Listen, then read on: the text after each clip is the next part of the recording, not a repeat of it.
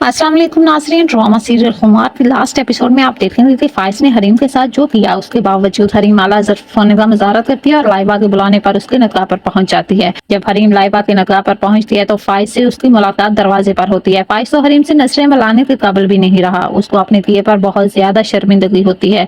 लाइबा हरीम को देखकर बहुत ज्यादा खुश होती है और उसकी बहुत ज्यादा शुक्रगुजार होती है कि आज उसकी वजह से वकास उसे मिल रहा है और उसकी जिंदगी में भी एक दफा फिर से खुशियों ने दस्तक दी है। जब वो मायूस हो चुकी थी, मेरे पास अल्फाज नहीं हरीम भाभी, मैं आपका शुक्रिया कैसे अदा करूं। मम्मा ने आपके साथ जो कुछ भी किया उसके बावजूद आप हमारे साथ मुखलिस रहीं। जब सब हमारा साथ छोड़ गए तब आपने हमें सहारा दिया। आप सच में बहुत अच्छी हैं। काश ये बात मम्मा को भी समझ आ जाती। तब हरीम लाइबा से कहती है, ये वक्त इन बातों का नहीं है, खुशियाँ तुम्हारे दरवाजे पर खड़ी हैं, तुम खुशी से अपनी नई जिंदगी का आगाज करो और अफसरदा बिल्कुल ना हो। तब लाइबा कहती है, हरीम भाभी फाइज भाई आपसे बहुत ज्यादा प्यार करते हैं और वो जिस हैसियत में है उसका अंदाजा कोई भी नहीं लगा सकता। उन्होंने आपके साथ बहुत ज्यादा ज्यादती की, लेकिन मम्मा ने उनकी दिलो दिमाग में जिस तरह शक पैदा किया, उनकी जगह कोई भी होता तो गुमराह हो जाता। मैं अपनी बाई की तरफदारी नहीं कर रही। आप बड़ा दिल का मुजाहरा करके प्लीज बाई को माफ कर दें ताकि उनको सुकून मिल जाए।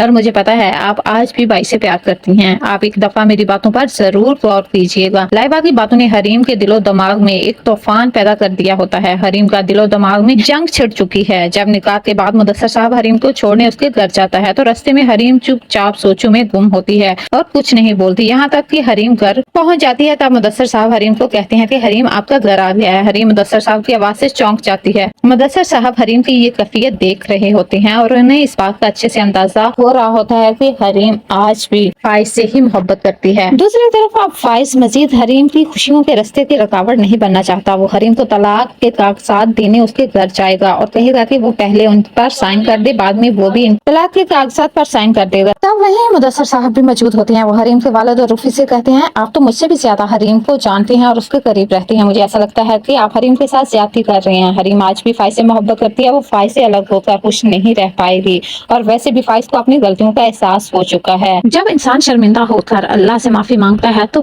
वो भी बंदे को माफ कर देता है। अब फाइज अपने ये पर शर्मिंदा है और आपसे माफी मांग रहा है तो मुझे लगता है कि आपको अब फाइज को माफ कर देना चाहिए और उसे एक मौका जरूर देना चाहिए। तो नाज़रीन, आपको क्या लगता है, क्या हरीम फाइज को माफ कर पाएगी? कमेंट सेक्शन में कमेंट करके जरूर बताइएगा।